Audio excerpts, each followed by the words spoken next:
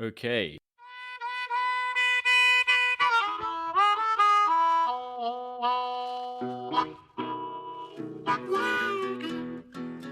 Hello, and welcome back to the Guns on Pegs podcast. My name is George Brown, and I'm the editor at Guns on Pegs. As per usual, I'm joined by Managing Director of Guns on Pegs, Chris Horn. Chris, Merry Christmas. Merry Christmas, George. It's a good time of year, this one, isn't it? I just think that like shooting and Christmas, they're sort of the perfect combo because they're both about just having a laugh with family and friends, aren't they? I get really excited. Do you? Yeah, I love it. I mean, we have it won't be this year because Boxing Day is a Sunday, but we normally have what we call the armed walk on Boxing Day, where people will definitely outnumber the bag at the end of the day. We're all feeling a bit fat, so we sort of get out and try and put a few miles in the legs and try and work off some of the mince pies. But it's always a really nice part of that Christmas break, isn't it? Oh, absolutely. And I reckon, actually, our guest today has probably got the best armed walk outside his back door for a Boxing Day shoot. Well, on that note, why don't you tell us who we've got with us today, Chris? So we've got a proper Scottish guest with us today, rather than the imitation Scots we had on last time. It was absolute chaos with the Brownlows. We received a message online from Will Forbes who said, "Can you please have some more Scottish guests?" So here we are. I've answered your question, Will, and obviously, therefore, because you've got mentioned on the pod, your garters are in the post. And George, by the way, did you hear that? The garters are actually in the post. I've done it. Hang on. I was just looking to see if I could see a pig flying past. I'm sorry to all those people that have been waiting so long. I was standing in the post office yesterday. We had I think about 4 or 5 pairs go to the US, a couple to Australia, and the queue behind me with the hissing and the tutting. You know, there's always that person in the local provincial post office. And you were that guy. Yeah, I was public enemy number one, filling out custom forms and I had to write on it, "What's in here?" I was like, garters. I mean, they're going to be wondering, what are these? They're going to get the wrong idea, aren't they? Well, yes, that's a very good point. But anyway, come on, Chris. Who's our guest? Right. So our guest today, along with his wife, actually, are hands down 2 of the best shoot hosts I've ever come across. Possibly the best, actually. We'll debate that one a bit. So our guest runs a shoot on the Isle of Muck, which is an island on the west coast of Scotland, just off the west coast. It's inhabited by around 35 people. They've taken it from what was only a small husband and wife operation to a luxury island, multi-species, epic hospitality experience. And if you haven't been before, by the end of this pod, I can assure you, you would have already emailed him to get in touch and try and get your day there. A huge warm welcome to Toby Fitchner-Irvine. Good evening, chaps. How are you? Yeah, very well good, indeed. Toby. Yeah, thank you very much for having me. Well, it's great for you to join us, Toby. Thank you. I know you've been busy with guests this week. Is that you done for the Christmas break now, or have you got guests in this week as well? No. So we last team left this morning. They left about sort of 10:30 this morning. So that's us now until the 3rd of January. So yeah, we've 10, 12 days. We're not quite sure what to do with ourselves. Well, I was about to say, this is like, are you guys actually going to sit on the sofa? Do you do that? I don't really know. I've spent... So one of my keepers left today to go on his Christmas holiday, so I've been feeding pheasants today, and the kids were on at us to cut down a Christmas tree, so that's been done this afternoon. So, but yeah, I think from now on in, we're pretty good. We should be good for a few days anyway. Lovely. Well, what better way to start your time off than with a podcast recording? Couldn't agree more, yeah. We'd probably better get things going properly and ask Toby, what's that you're drinking? It can only be one thing, I think, on Muck. It has to be at this time of year, especially cold, dark winter days, getting pretty chilly outside just now. I think one of the most warming drinks you'll ever find on a shooting field has to be a rusty nail. It's an old Isle of Muck staple, and it's pretty hard to beat on a cold day out in the field. We have heard tell of these rusty nails on this podcast before. They go before you. Yeah, they've got the better of a few of our guests over the years, and they're definitely to be enjoyed in moderation. I think there's a fine line there to keeping warm and crossing that line. You're not talking about my co-host, are you? I couldn't possibly comment. I wouldn't like to say. I can't stand rusty nails. I'm pretty sure I've had quite a lot of it, but that's not through like sheer choice. No, drink of the gods. Can't go wrong. What's that stuff you hand out that's in your peg pullers at the start of the day? So we have Brewdar as well, which is a Scottish malt whiskey liqueur with a bit of slowberry and a bit of honey in it, and we make quite a lot of raspberry vodkas and strawberry gins and bits and pieces like that. So about 120 litres I think we made this year. So we're burning through it pretty quickly, but we've still got another month to go. So we've still got a few bottles left. Very cool. George, what are you drinking? Well, so I've had a bit of a cock up. Listeners to the podcast will know that I typically drink whiskies on this podcast, and I thought that since we had our first proper Scottish guest, I ought to try and find a local whiskey. Now, there isn't a distillery on Muck, but there is one on Mull, and so I ordered a bottle of, the name escapes me now, whatever it was. Anyway, when I ordered it, I put the wrong postcode in, so it wasn't delivered. So I'm afraid I'm still on Speyside whiskey, which isn't quite the same thing, but it's still very delicious. But yeah, so sorry about that. The first time I tried to really, marry a drink up with our guests, and it's gone wrong. Was George's guess of Mull one of the closest distilleries, Toby? Yeah, there's so Tobermory was probably the one you're thinking of on Mull. There's Talisker on Skye, and there's also a new distillery at Ardnamurchan, which I think have just started producing some whiskey of their own. They've got their own their first bottling's just come out now, so that's going great guns at the moment over in Ardnamurchan, which we can pretty much see from here. It's just around the corner from us. So yeah, they'll be the closest ones. Oh, lovely. And Chris, what have you got? So I've been shopping, George. I went to a few different weird and wonderful farm shops around here, and I found something that is, well, put it this way, it's not very nice, but it's very Christmassy. It's a beer called Bad Elf, a winter's ale. That's all it really says on it. It's made by Ridgway Brewing, so I'm sorry, Ridgway Brewing. It's not great, but it's Christmassy, so I thought I should have it. Is it very dark, or what? Tell us about it. It's just a bit average. It's quite light. It's 4.5%, but I don't really know what it's trying to be. It's kind of sort of, it's almost a bit. It's trying to be a bit pale ale-y, but coming out a bit light and a bit lagery, and it's sort of just missing. It could be one or the other, really, and I think it'd be better if it was either side. Because the name sounds like a dodgy Christmas porno. The bloke on the front of it looks like he was in one in the 1960s. But yeah, I don't know. I'll up my game next time. We'll see, but I'm sure it will disappear quite quickly once we get chatting.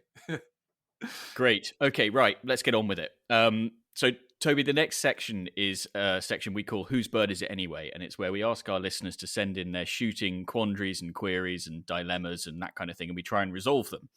So this week's episode comes from somebody who's got a bit of a foxy one. Let's call him Rodrigo. He writes, a couple of years ago, during a conversation with a friend, let's call him Federico, I was surprised to learn that he was also a game shooter, and after further conversations, I was invited to visit his syndicate as a guest. It was a friendly group with everyone pitching in to help manage the syndicate, and the day resulted in a small but enjoyable bag with many laughs and new friends. On the day, Federico had drawn a blank, but small days often result in some guns not getting any birds, and I'm sure we've all been in this situation. Last year, amidst the uncertainty of lockdowns, I managed to arrange a day and invited Federico along with several other seasoned shooters. As the day approached, excitement was growing with the guns chatting about the day. With all the changing regulations, the expectation that it would be cancelled was high, so we were all relieved and somewhat excited when the day finally arrived. The birds were plentiful, if a little challenging, and the beating team had all worked very hard. At the end of the day, Federico scurried away quickly, passing me a pitiful tip for the keeper, saying he hadn't had a good day at all and that nothing flew in his direction. I was somewhat surprised, as I'd made sure to check in with my guns when we gathered together throughout the day to ensure that everyone was having a nice time. Due to our peg numbers, I was furthest away from Federico all day, so as the rest of us stood around chatting, I asked if anyone had seen him shooting. The reply from several of the guns is that they hadn't seen him hit a thing. When I managed to grab a quiet moment with the guns I'd invited, I probed a little more, and they all said that Federico couldn't hit a barn door with a banjo, and they weren't at all surprised that he hadn't hit anything. I thought about it that evening, and at that point made a deliberate decision not to mention it, and had thought very little about it. However, later this year, when he and I were again on a small shoot, and were having a conversation at the end of the day, I happened to mention in passing that I'd managed to shoot 6 birds, at which he was surprised, stating that he'd never hit that many birds in total in all the years that he'd been attending. It finally dawned on me that he is indeed a terrible shot. So the quandary I have, Federico and I are both part of the same syndicate. As such, any birds that get missed are always around for the next drive, next shoot, or even next season. However, I do feel a bit conflicted, letting my friend, Federico, know he's a terrible shot after all this time, and should probably get himself booked in for some shooting lessons, or, worst case scenario, take up another sport. So, should I tell my friend he's terrible at shooting? I mean, it sounds like he's absolutely awful, doesn't it? Toby, what do you think? Yeah, geez, I don't know. I mean, yeah, surely he must realise he's a terrible shot. If you're rattling through cartridges all day and you haven't shot anything, surely at some point it's going to dawn on you can't hit a barn door. Terrible, not tipping the keeper as well. That's you can't judge a day if you've been out of the shooting, fair enough. But if he's been banging away, that seems pretty poor form, I'd say.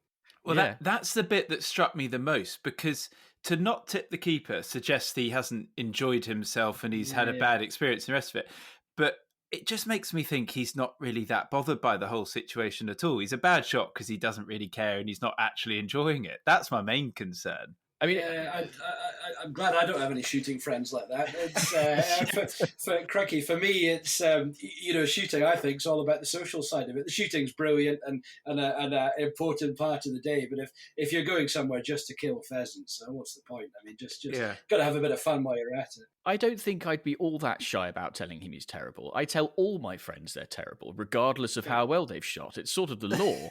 You can't be too complimentary. Agree, yeah. But the other thing that occurred to me is it sounds like these guys have shot together 3-4 times, maybe. Is that what and so maybe he's got him on 4 bad occasions. And I know that, 3 days out of 4 I shoot awfully as well. So maybe he's okay. He's just had couple of off days. I mean, look, there's definitely tell him he's rubbish, because you have to anyway, as you say, George. You never go around telling your mates they're amazing shots. It looks like you're after something. So tell him he's rubbish, but then when he goes, do you think I am? Or like something like that, go, no, yes, you really are. You should go and get some lessons. Drop it in, make it very clear. Yeah, exactly. My brother-in-law, Mary's brother, lovely chap, lives along the road from us here. He doesn't do a lot of shooting. He shoots with me a couple of times a year, and we usually go to Angus for a couple of days in January. He's been on an estate over there where the birds are incredibly challenging. I think he's been there 3 times now. I'm not sure he's hit a pheasant yet, but he is the best company. He's very good fun and quite a cheap guest to take along, to be honest. He doesn't shoot an awful lot. But yeah, I don't know. I always think the company's more important than the shooting, I reckon. It sounds like he needs to sack his friend off, I think. Well, maybe he's got great crack. Maybe he's worth having on the day, and actually that you can shoot his share of the bag without too much concern. I'm not sure Federico has great crack based on this story you've just told us here. It just doesn't sounds a bit miserable, like doesn't he? It just sounds a bit dull, yeah. But yeah, I mean, if he really is that bad, someone's got to say something anyway, because he's going to be pricking a load of birds, and at some point, probably needs to be addressed. But yeah, I don't know. It's pretty awkward. It's a difficult one, isn't it? It is a difficult one. Yeah, I mean, we see all sorts here. You get. It's always. I think if you're putting the birds over him, I mean, what more can you do? As somebody with my gamekeeper's hat on, you can't make the birds fall out of the sky. You can put them over the top of the guns, and if it's up to them to do the rest, it's as long as you're getting his share of the birds over him. Yeah. What more can you do? And if he'll happily tip the keeper and pay his syndicate and then not really contribute to the bag, then he's perfect. Yeah. As long as he's good crack. He wants to be a good crack as well. Yeah, indeed. Very good. So, Chris, have you got an unpopular opinion for us? I do. This one comes from someone we shall call Talkwill. Talkers writes, are most of us dishonest when defending shooting? Conservation is something our community is rightly very proud of, but most of us are very removed from. On the occasions I have to defend shooting, I become a conservationist, even though it's not strictly true. Most of my shooting is done on small farm shoots, one of which is my family's. I've put a lot of effort into this shoot over the years and know that it's run well. Like many small shoots, there's not a full-time keeper. The shoot is both time and money poor. There's very little work done on conservation, unfortunately, and I suggest that is true of a lot of very small shoots. It is, however, really good fun. Yet when I'm challenged by someone who opposes shooting, my argument is not that it is a great day out. Instead, I become a conservationist and piggyback off the good work done by much larger shoots. Given lots of us shoot on small days, are lots of us dishonest when defending shooting? That's interesting. Wow. Yeah. I've got a lot to offer on that one, but I'm going to go to our guest first. Yeah, it's a tricky one, isn't it? I think there's probably two aspects to that. I guess your small farm shoot, I think a lot of farmers with a shooting interest have got access to various grants and various fundings, greening schemes, all that sort of stuff. I reckon as long as they have shooting at heart, shooting as an interest, as part of their farming enterprise, they're always, even subconsciously, going to make the right decisions to put in new hedging, think about where they're draining, give up a scruffy corner of their field. I think that's kind of part of it. And then the sort of larger shoots that employ keepers and things like that, all right, you pay for a day's shooting or pay for several days shooting across the year, all right, you're going there to pay to shoot, but the money you're putting into that estate or to that shoot is being spent through the keepers on conservation work. They're doing a lot of vermin control, they're doing a lot of tree planting, hedge planting, game crops. It's all part of the wider shooting field, I guess. I mean, we here, we've planted about 90,000 trees since we've been on the island here. Really? Shooting has ultimately paid for that. The farm's done a lot as well. They've got various grants for fencing and things like that. They've done a lot of stuff off their own back as well, as have we. And without the shooting, we couldn't afford to do that. We couldn't afford the staff to and our time just it costs money to plant trees and look after them, and we couldn't do that without the funding from the shoot. Same with duck ponds. We've put in quite a few ponds here, as you know, and we plant not a huge amount, but we plant little blocks of cover crops here, there, and everywhere. Do a lot of trapping in the spring and right through the year as well. So yeah, I think that's possibly a little bit unfair. I think if you're involved in shooting, I think there's always a backdoor. There's always a sort of backdoor way into conservation. You might not be hands-on doing it yourself, but you're funding the guys that are doing it, and without those guys that are doing all the work, without the income from the shoots, I think it's very difficult to do that off their own backs. Yeah, I think you're onto something there. That's exactly it. George, what do you reckon? Well, I completely agree. I think he probably does more conservation than he realizes. Because a lot of conservation is about what you choose not to do. Think about if you look at the sort of stereotypical English landscape, nearly all of those woods that you see that are still standing, nearly all of the hedgerows, they've all been planted whenever they were planted, probably for the purposes of shooting, or at least with that in mind. By not cutting them down, by not ploughing in your hedges, you are doing conservation. As Toby rightly says, vermin control, predator control, that is conservation in and of itself. And, other things like, the kind of cover crops that you choose to plant, without those cover crops, those farmland birds have got that hungry gap to get through. So if you choose to plant a wild bird seed mix rather than, say, maize, then you're doing conservation. And I think that he probably, like I said, I think he probably does a lot more conservation than he really gives himself credit for. Yeah, I think the other issue he's raised is about the small shoot versus big shoot bit. And that just simply is not an argument when it comes to conservation. The biggest driver of conservation is whoever's in charge. It's down to the ethos and the mindset of that person. So you can have some big shoots that are absolutely incredible examples of how conservation should happen on an estate, and you can have some big shoots which just rip up the rule book, and they're really not great, and we've got to sort of sort them out. And that's what the BGA standards and the Code of Good Shooting Practice is there for. But then you've got the small shoots who do a lot. They maybe don't release as much, so they're not hammering woodland floor as much, but then they're not doing as much around the estate that the larger shoot would have the funds to do with the keepers and everything else. So it swings and roundabouts. And I often actually hear it the other way around. I'm intrigued by this one. Often, certainly in my position, I get a lot of people saying, "Oh, it's the big shoots that are bad for what shooting does," and that's simply not the case. It's not a big or a small thing. It's down to the person who's managing it. I do kind of get where he's coming from, though, because obviously there are going to be days when those bigger shoots with their full-time keeping team sort of wake up in the morning and say, today we are doing job Y, which is conservation focused. He doesn't wake up in the morning and think, today I'm doing conservation. He thinks, today I'm doing farming.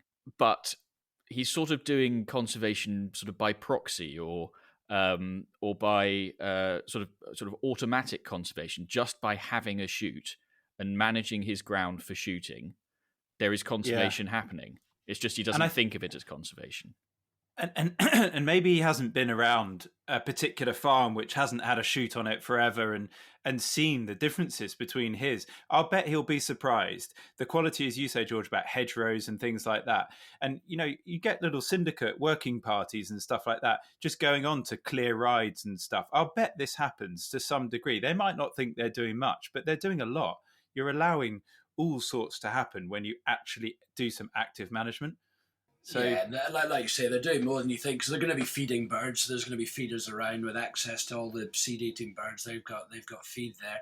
They're going to be controlling foxes and crows, and they might not be doing it full time, but they're doing as much as they can, I'm sure, to make their shoot as good or as viable as it can be. So, I agree. I think they're probably doing more than they think.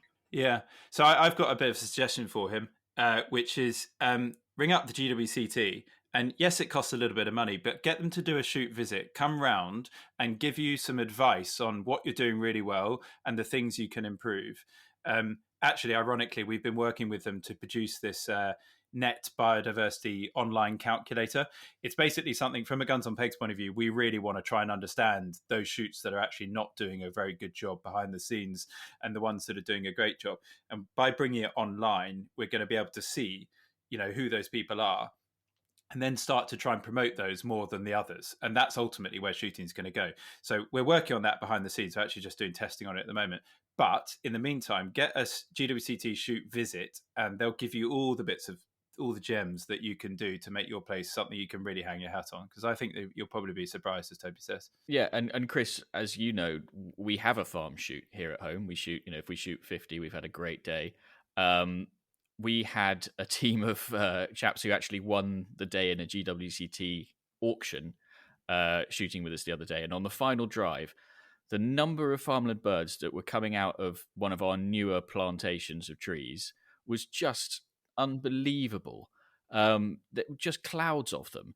And that is because, a few years ago we went, well, let's see if we can create a couple of new drives. And we planted some trees, and they're now like head height, something like that, and they're just absolutely heaving. Sadly, not quite so heaving with partridges as they're supposed to be some of the time. But you can see the work that you're doing. You can see the impact, and I think don't give yourself such a hard time. Don't beat yourself up. I think you're probably doing a good job. Definitely. So, George, before we move on, I've just received a text, which is an absolute dilemma. Okay. Live update. I literally got to shoehorn this one into the pod because I've just read it, and my other half, Flo, does not know about this yet, so I need your help, right? and if this goes out live on air, what I'll do is I'll play it in the car next week or something, and she can hear the dilemma unfold, so I don't actually have to confront her. So, as you know, guys, we've got a little daughter, so very recent. So it's limiting time and getting the chance to go out shooting, certainly travel a lot. I feel like I'm having to negotiate a bit harder for my January days. Okay, so this text just says, "Hi Chris, Yuri here. Hope you're well, mate. We're putting together a shoot day to showcase our Glen Eagles driven package and wondered if you might be available on the 29th of January. Looking forward to hearing from you. Kind regards, Yuri." Right. So the thing is, the 29th of January is a Saturday. It's in Glen Eagles. I'm in Kent. We all know how far that is. On the Monday, we've got our podcast shoot day. So I'd have to go Friday to Glen Eagles, have a laugh up there, Sunday down to Wiltshire, podcast shoot day. I mean, it's going to be a boozy weekend. Back Monday night. So I basically got to be away 3 nights. And I haven't even been away one yet. I mean... You're going to have to send back a good present, Chris. You're going to have to go shopping at Glen Eagles. Yeah. Oh, God. Okay, Toby, right. You're teeing me up for failure already. Annabelle will be 3 months old. So then she'll be just over 2 months old. So, mate, I mean, barely sleeping, right? I mean, already it's hard. It's tough. I mean, if this was a listener, I'd say go for it, but you'd be a brave man to try and do both. Is that your advice, George? That is my genuine advice. I think I'd be very hesitant. If it helps, Chris, I'm just looking at my diary. I think I'm free on the 29th. Yeah. Just in case you need a stand-in, I'm just mentioning it. Yeah. You're a lot closer than I am, Toby. I imagine Yuri's going to want me to tell a few people about the Glen Eagles shoot package. So if you can help us with that, then I'll pass it on. But yeah, I'll give it a crack. Yeah. So my advice is don't go and pick me. Yeah, exactly. Yeah, spot on. Yeah, spot on. Glen Eagles just down the road from you. Yeah, exactly. All right, noted. That's a tough one, Chris. That is a tough one. 3 days. Christ, yeah, that is a tough one. So I've got a few days coming up in January as well, and I'll be away for 3 or 4 days as well. Our youngest one's 5.5, and even that's still quite a tough sell to the wife. That's a tough quandary. That is a tough one. But then, how many invitations do you get like that? I mean, there's that's going to be a cracking day. Chris gets 6 of those a week. Yeah, fair enough. Yeah, fair enough. When in the week that Annabelle was born, Toby, I turned down Friday box at Cheltenham, the Saturday after box at Twickenham for the England-South Africa game. The Thursday was a muzzle loading day in Norfolk, and the Wednesday was a 250 bird day somewhere. That 4 days in a row. Honestly, it was. I was like, someone's taking the piss. Like this is. and Annabelle was born on the Friday night, and I saw the guys who were at the rugby on the Saturday. I was just like, oh my God, yeah. Anyway, it will all come back another time. I think I have to keep reminding myself of that. Yeah. Just. Anyway, right. So, Rodrigo and Torquil and you, Toby, are now members of the Most Noble Order of the Garters and will shortly be in receipt of their very own set of the very exclusive Guns on Pegs podcast shooting sock garters. If you too have a shooting confession, quandary, a query that you'd like us and our guests to help you with, or you've got an unpopular opinion and you'd like a set of garters, drop us an email to pod@gunsonpegs.com. Chris, have we got any more correspondence that we need to do today? We need to talk about 2 things, I think, just very quickly. There's people that go to a fair extent. You know, they write us long letters to get on the podcast and to get these garters, which are in serious demand. And you see by people on social media, you can tell they are. And there's been 2 Instagram profiles that have popped up. One is called Order of the Garter. And we know who that is because we can tell, we've done some digging and we can tell who's running that one. So it's getting a lot of followers from loyal podcast listeners. The other one is called Dogs on Pegs. for a while we had absolutely no idea who this person was. And it turns out, George, and you're going to need to help me here a little bit. It turns out we thought, oh, this must be a loyal listener who had his garters and has been there, done that. We've sort of known him for a while or something like that. Turns out this was his attempt to get a pair of garters to start to start this to start Dogs on Pegs Instagram page and be very, very active in sort of essentially helping us with our social media, which yeah, exactly. Yeah, I mean, it's amazing. So he wrote a really, really long email explaining the thought process, and he's a keen shot, lives in London. This is Sheldon, by the way, who started the account. He's got a gun dog called Clipper, he's in the process of training up.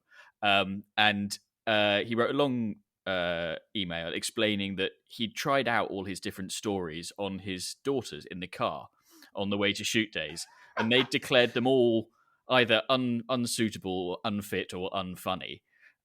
So he was sort of at a loss, and so between them, they decided to start this Instagram account, and they've been, sharing all of our posts and really helping to promote the podcast. So, Chris, I think you're right to raise it today, and I guess what we're saying is, hats off to you, Sheldon. Thank you ever so much. Everybody listening, go and follow Dogs on Pegs. Go and follow the Order of the Garter as well. You get to see lots of garters out in the field, lots of very shapely calves, and I think he's probably earned a set of garters, don't you, Chris?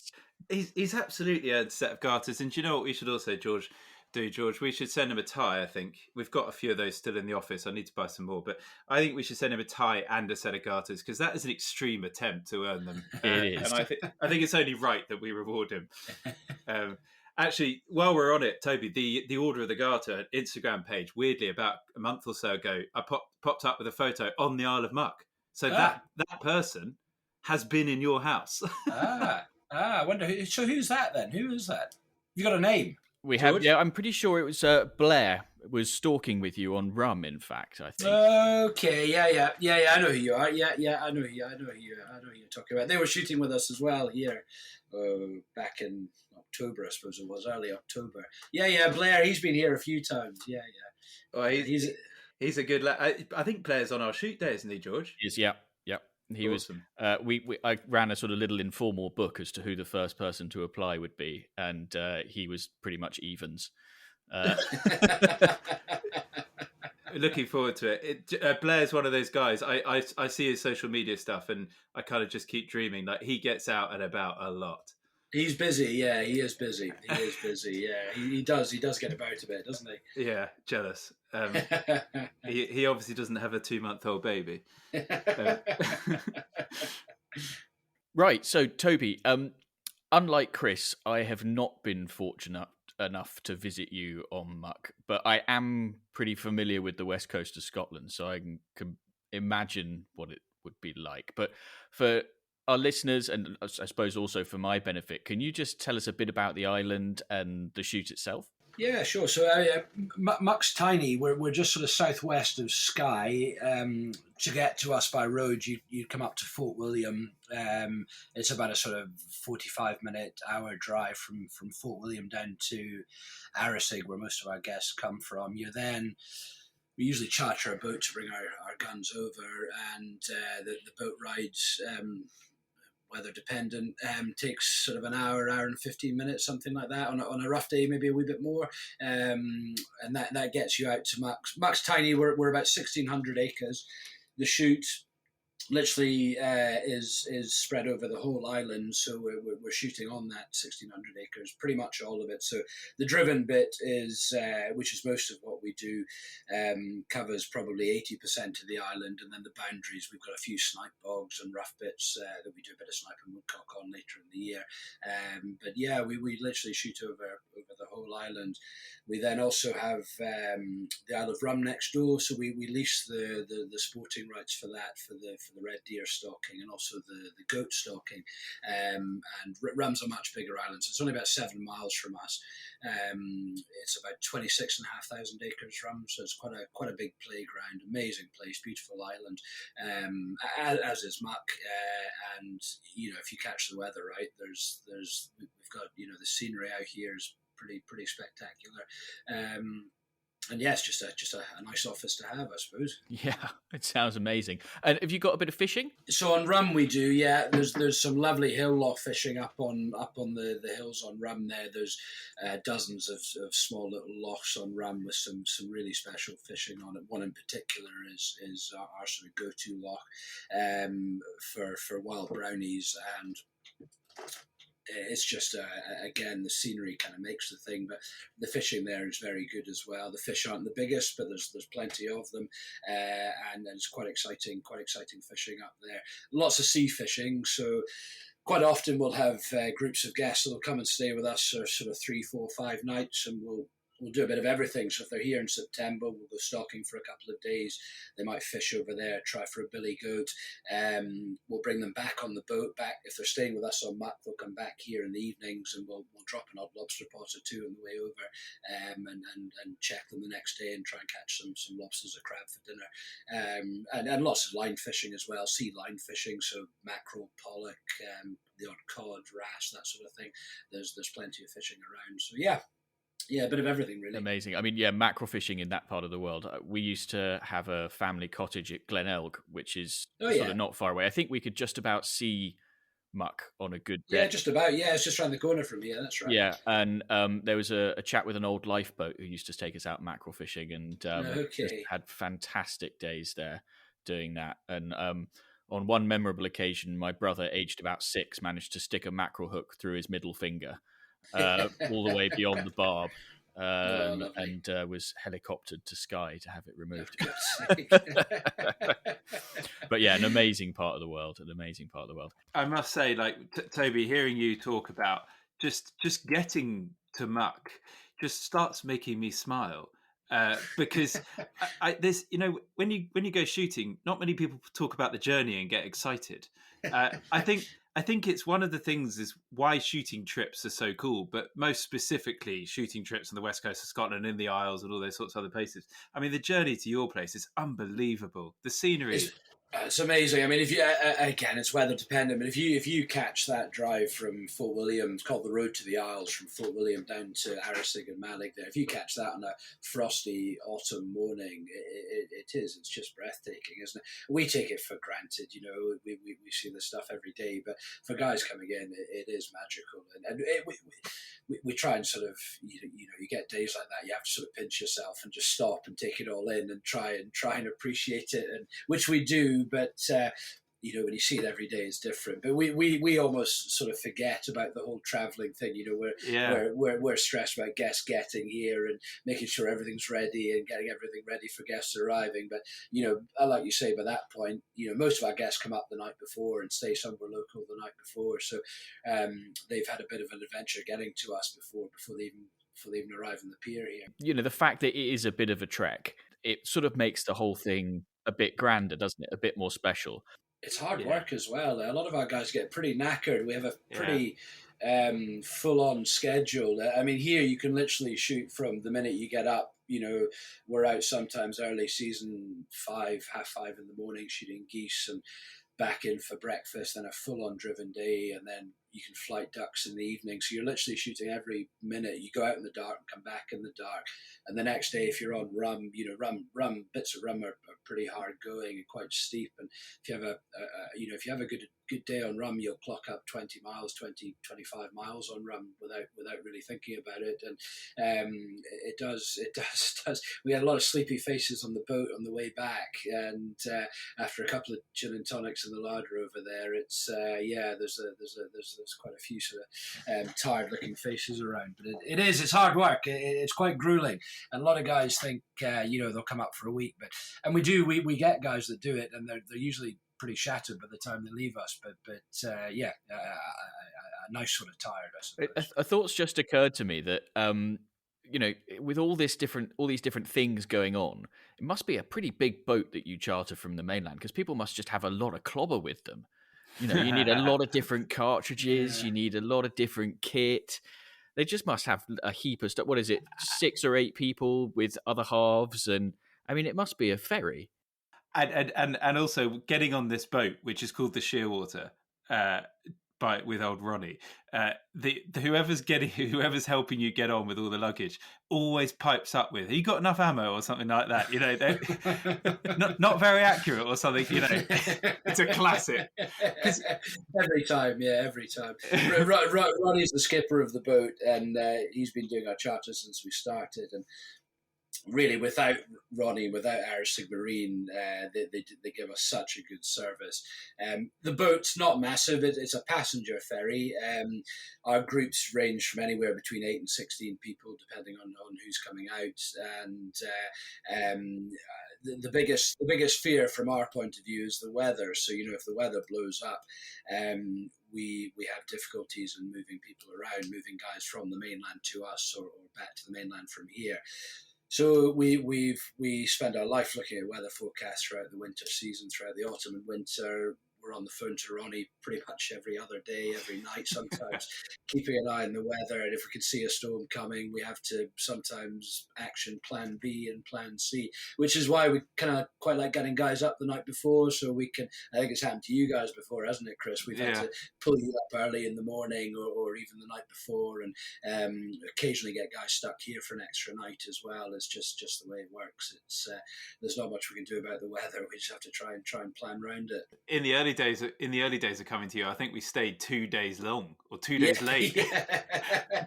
So it can happen, It's not unusual. I mean, we charter this boat from Arisaig, but our scheduled ferries, the Cal Mac ferries, we only get 4 of them a week, and roughly. We probably lose on average, maybe 60%. We probably only get maybe 60% of the ferries that are scheduled to come over the winter months, with the storms coming through. So it can be quite a challenge. And just getting supplies in, it's all very well having guests here, but we need supplies. We need, our guests can be quite a thirsty bunch, and we've got to get drinks in, we've got to get food in, we've got to get supplies in to cater for everyone. So yeah, there's just the logistical challenges, I suppose. It's all just takes a wee bit of planning. I must just quickly go back to that journey, because you mentioned Arisaig coming up through there. That bit of European funded road, if you've got a fast car, go there. It should have amazing. It should have been on Top Gear, because it's just unbelievable. As you say, the autumn colours driving up that bit past the sort of Glenfinnan viaduct. That was in Harry Potter, wasn't it? Yeah, the bridge was. That's right, the viaduct. Yeah, it's amazing, the whole journey. And if Ben Nevis and things clear as you go up to, if you're heading back up the road, back up to Fort William, if there's snow on the top of Ben Nevis and it's all clear, it's magical. It's a beautiful part. Dreamy. It's all part of it. But Toby, you mentioned the logistics of keeping your guests fed and watered, but from what I've gathered from Chris and from having a quick poke around on the website as well, it looks to me like the catering on Muck is second to none. There's a lot of seafood and it's just unbelievable. Mary's a pretty good cook, hence I'm this size. But she's not trained or anything. She just grew up with her mum, who's been cooking all her life, and cooking and baking and things like that. So yeah, Mary's just grown up with it, and we're lucky here. We've got a fisherman on the island who catches all our shellfish for us. So we do a lot of lobster and crab and langoustine and squat lobsters and lots of white fish. We've got a great fish merchant in Malik who does scallops and oysters and all sorts of white fish for us. So I mean, we're quite fish heavy. We're quite game heavy as well. We have a lot of venison and obviously feather game from here as well. So we try and especially over the winter months, try and use what we can through the lodge, and just we've got quite inventive. Actually, lockdown, we didn't operate, so we usually run as a guest house in the summer. And last summer we didn't bother opening at all. There wasn't any point. So we had sort of 5 or 6 months over the summer to bugger about with recipes and mess around with stuff, and it was great. We had a good time doing that. We've come up with a heap of new dishes and things like that. So yeah, and everybody on the island that does catering has an inherent fear of anybody leaving the island hungry. So yeah, people usually waddle back to the boat, and it's all part of it. It's such an awesome aspect. I think that's probably, it's taken for granted because the rest of the trip with you is such, it's got such wow factor, compared to sort of normal shooting that you do maybe on your syndicate at home or whatever. You almost forget that actually the catering aspect is just so good. I think you whenever I've been with you, I think we've always had a huge amount of crab on the first night or something. Oh, yeah, and it's just unbelievable. Yeah, it's Yeah, a big, to me, it's a big part of it. I think a lot of these. We've all been to these quite big commercial shooting. The shooting's been fantastic, and it's just some of these guys get the hospitality. It's just not quite there, and it's not a difficult thing to do. It's a relatively simple. Really the cheapest part of the day, laying on a day like that, is the hospitality. And I think a lot of guys have gone too far the way of the shooting. They put all their effort into producing the best birds they can, and they've perhaps forgotten about the hospitality side of things, which for me, when I go shooting, and I don't shoot that often, but I enjoy my shooting, and I treasure the days I have. And for me, the hospitality side of it is almost as important as the shooting side. yeah, I couldn't agree more. And you can tell by how excited we're obviously getting talking about it. We haven't even talked about the height of a pheasant yet. It doesn't even matter. It's just not there. I must go on to your shoot lodge because quite a few years back you were obviously in a different part of the island, and you've built this unbelievable shoot lodge. It's called Gallinack Lodge if you want to Google it.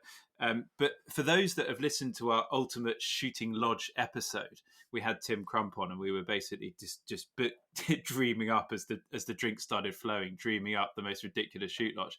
A lot of my inspiration in that episode was taken from what Toby has created. So tell us about this lodge, Toby, because it's just a perfect little spot, isn't it?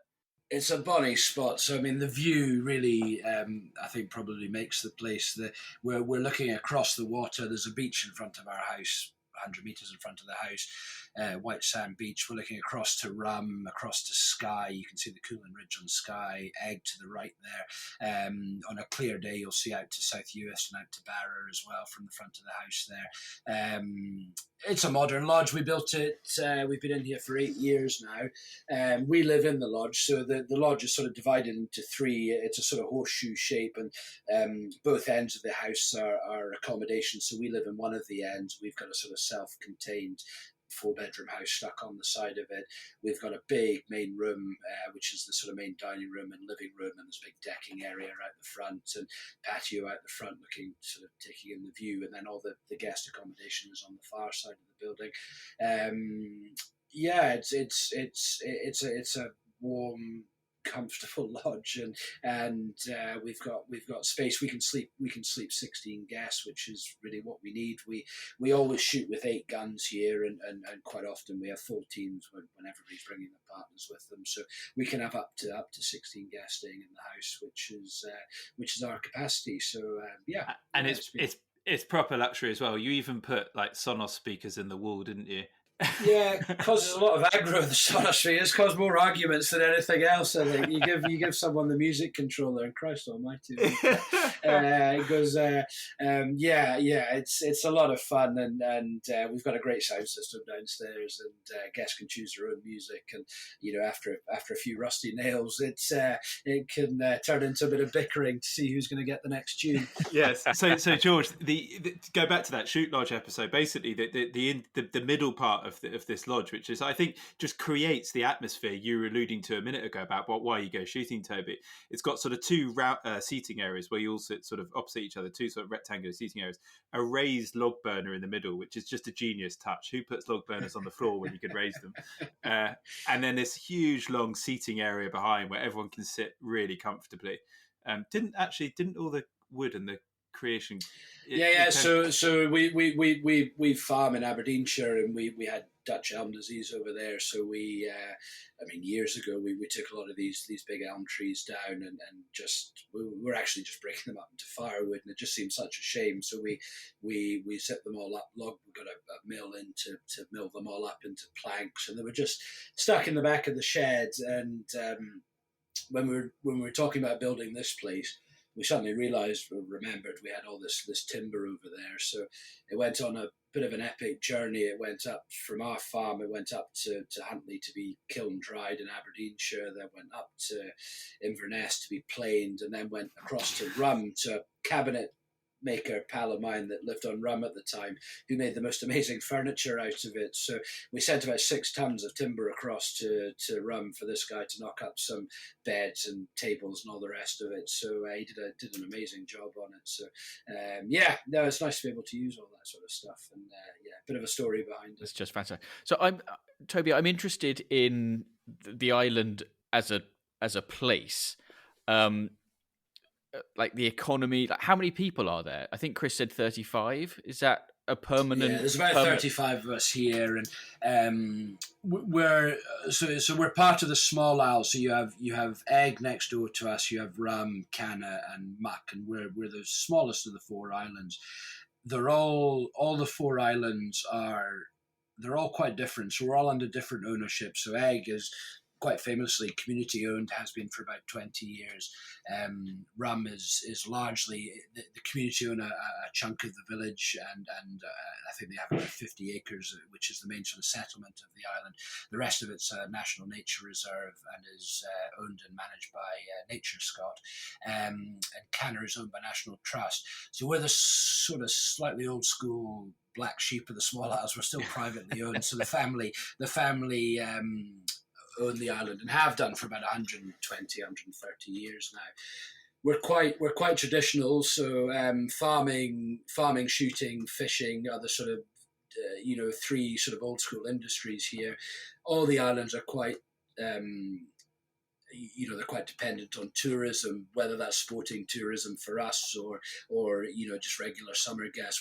We're slightly odd in that our season happens over the autumn and winter, whereas during the summer up here, all the islands, the whole west coast this year has been manic with tourists. It's been really busy.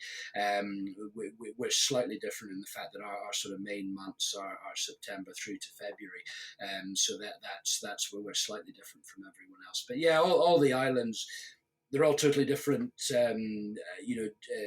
Geology-wise, they're all different. Landscape-wise, they're all totally different. Size-wise, they're different. Population-wise, all slightly different as well. So, although we're only a few miles apart, there's quite a big difference between all the islands. Yeah, really interesting. And so, you've got how many kids? I didn't catch at the beginning, but we've got 3 kids. So our kids are sort of scattered about. We've got Archie, who's 19. He's just turned 19. Jasper is turned 14 last week, and Oscar is 5.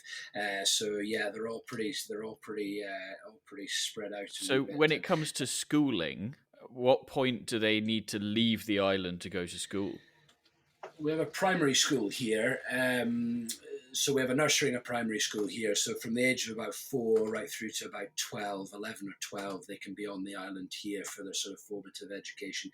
Then they have to go to the mainland for secondary education. Now that's either the local state school option is in Malik, but they have to board, so they stay there during the week and come back at the weekends.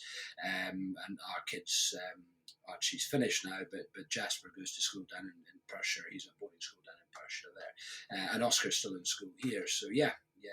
And the school's a sort of pretty integral part of the island. There's 6 kids in the school, 6 kids in nursery and primary school here. They've got 2 teachers, so they're doing pretty well on the sort of ratio to teachers to pupils. They're doing quite well.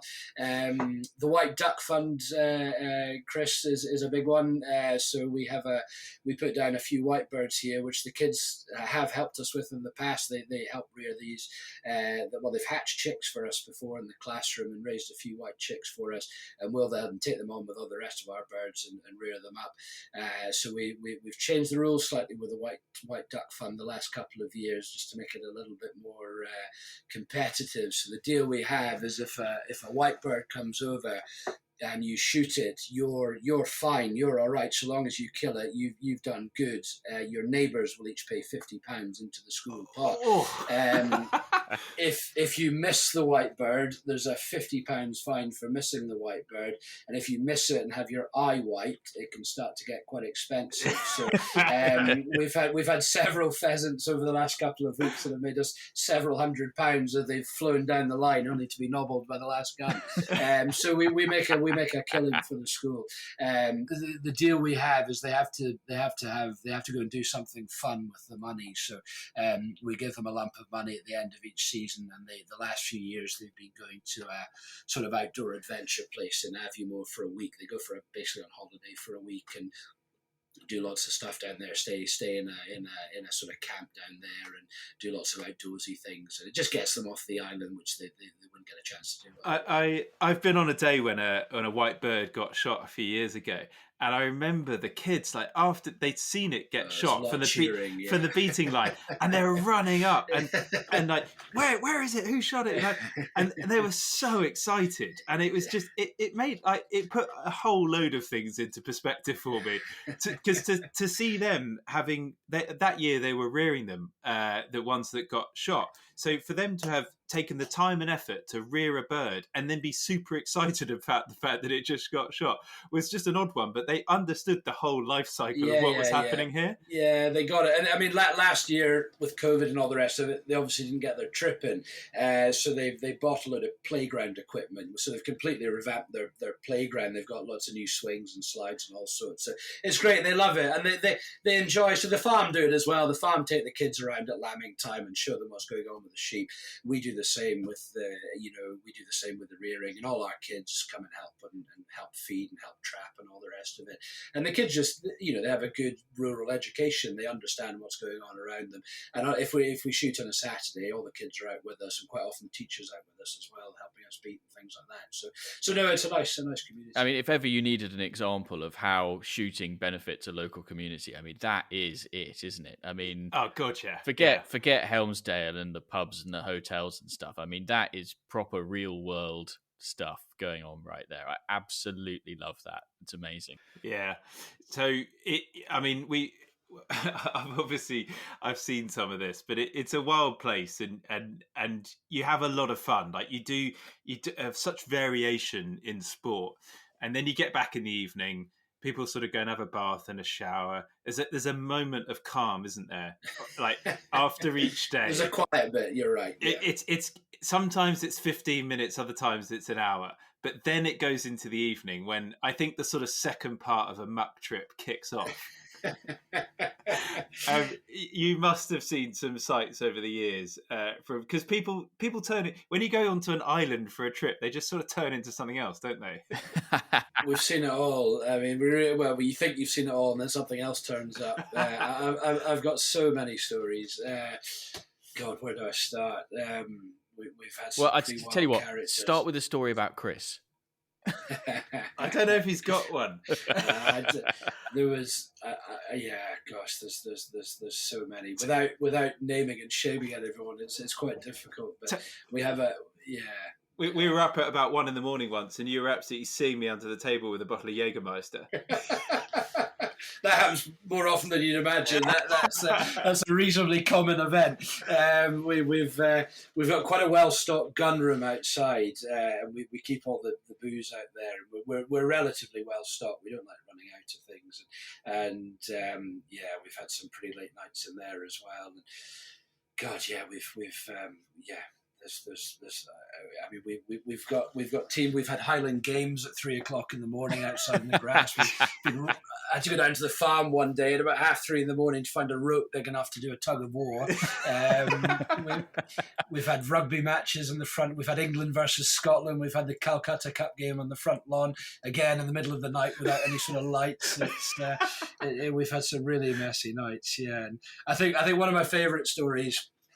Lady who came and stayed with us and got pretty drunk after dinner one night and sort of flaked out on the sofa, and everybody else was having a reasonably nice time on the other side of the living room, and I'd gone through and I was having a dram with them, and this lady got up and as you know, Chris, she went through into our kitchen, and I thought that's fine, she's probably just going for a drink. She'd been passed out for a couple of hours and she went off into the kitchen, and I had a few whiskies by then. I'd sort of forgotten about her a little bit.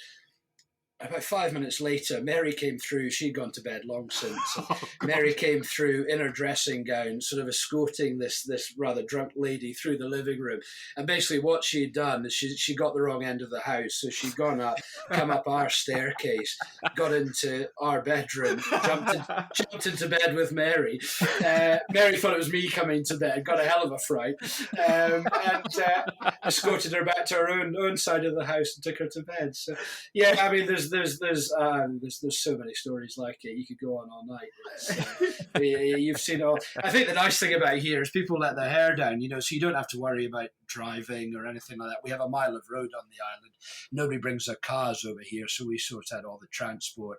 Your phone's pretty out of action. You don't get much signal here and things like that. So everybody can kind of just cut off and just switch off when they're here, which is lovely to see. You get guys come into the lodge for the first time and you can see them relax. It's really nice. And they know they're here for a couple of days. There's no pressure. They're not thinking about what's happening at work the next day or the drive home or anything like that. So it's, I guess that makes it a little bit different. Yeah, I guess that's what it is, isn't it? It's like you just know that for the next, 3-4 days or whatever, you're just there to enjoy yourself, to have fun, to relax in whatever shape or form that takes, and enjoy yourself and being, as it were, isolated, if you'll excuse the pun, I should say, third whiskey.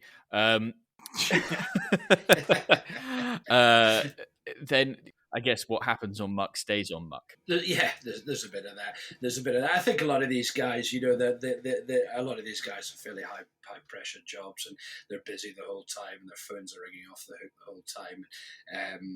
They come to somewhere like this, and we they don't need to think about everything. Everything's laid out for them. We tell them where they need to be at what time, and everything's set up for them. They don't need to think, and they can just switch off, and they do genuinely relax, which is lovely for us. It's really nice for us to see, and that's what we do. That's what we're here to do. And it's so true. Like a normal shoot day, it goes back to my argument over why trips are so good. A normal shoot day, you're only a few hours from getting in the car and going back to whatever it was you were doing before you turned up.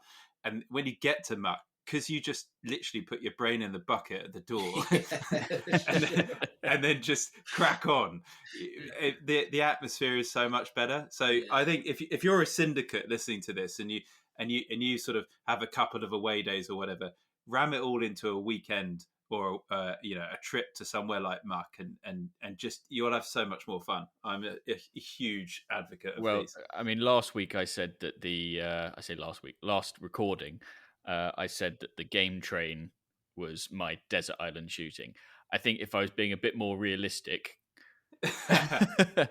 a trip to come and see you, Toby, would be right up there in terms of a bucket list for me. So, I mean, Chris, nobody ever asks us about our desert island shooting, but it seems to me like this is a good point to ask Toby about his desert island shooting trip. What if money was no object and if logistics weren't an issue? It's your last ever trip.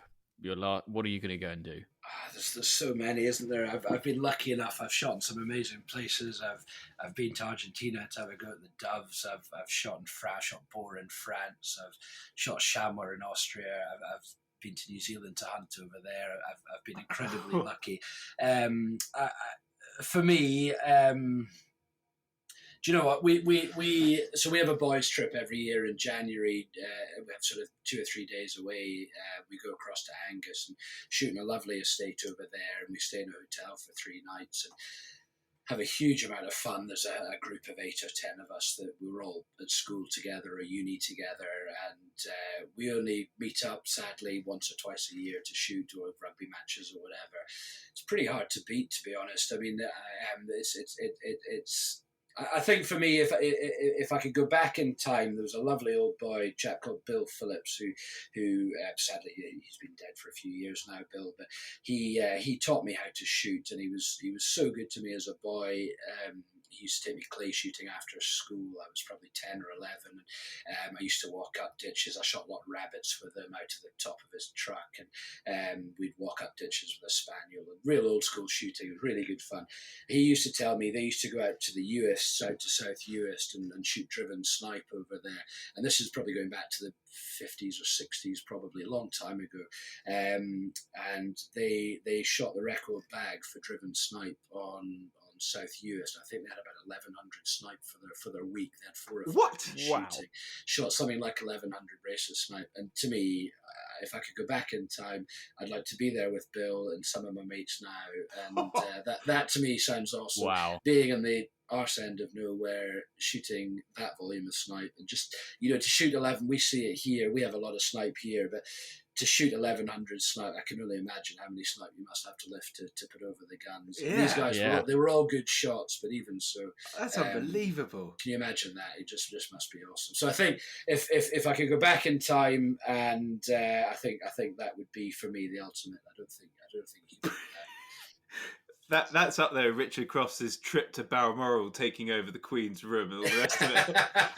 But yours actually happened. It did happen. It happened. It's a thing that happened. Yeah, and I mean, a lot of these old guys are no more. My father used to run a syndicate on our farm in Aberdeenshire. A lot of these guys, they were all old school farmers and did a lot of shooting in their older years. And they did these trips, and they went out to South Uist and it was an annual thing for them, and they just hit it right one year, and it was just thousands of snipe. But I mean, it's really interesting. We're what, 44 full episodes in now. You're the first person who said they want to go back in time and do something back in time. Claire last week said that she wanted to resurrect a few people to have with her on her dream day, on her desert island shooting. But this is the first time somebody's sort of got their time machine out, which I think is quite cool, and definitely worth going back for sure. But the theme continues, which is you want to take all your mates back with you, which it's always about being with the people who you enjoy spending time with the most. And I think if there was a theme that came out of desert island shooting, it's that, isn't it? Yeah, definitely. Yeah, really good. Well, look, Toby, awesome. A lovely note to finish it on. And 1,100 snipe certainly beats the 50 we had one year on Muck. But I mean, even the 50 we had a few years back on Muck, we were like shocked by. That was just a hell of a year. I mean, you never really shoot even 50 snipe now. So, I mean, that was unbelievable. But hey ho. No, I just think for me the absolute ultimate. I think that something like that would just be as my last shoot. What a swan song that would be. That'd be awesome. I'd love it. Yeah, amazing. Right, well, Toby, thanks so much for joining us.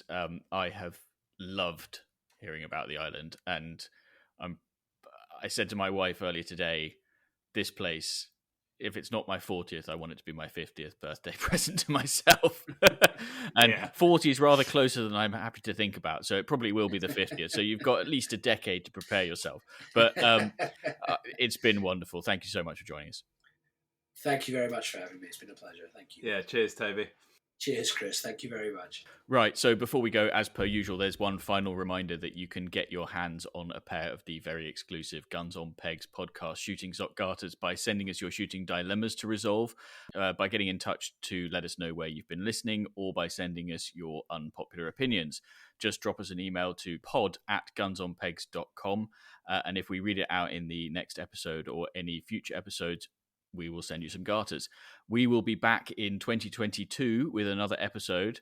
But until then, thanks very much for listening. Merry Christmas, Happy New Year, and goodbye.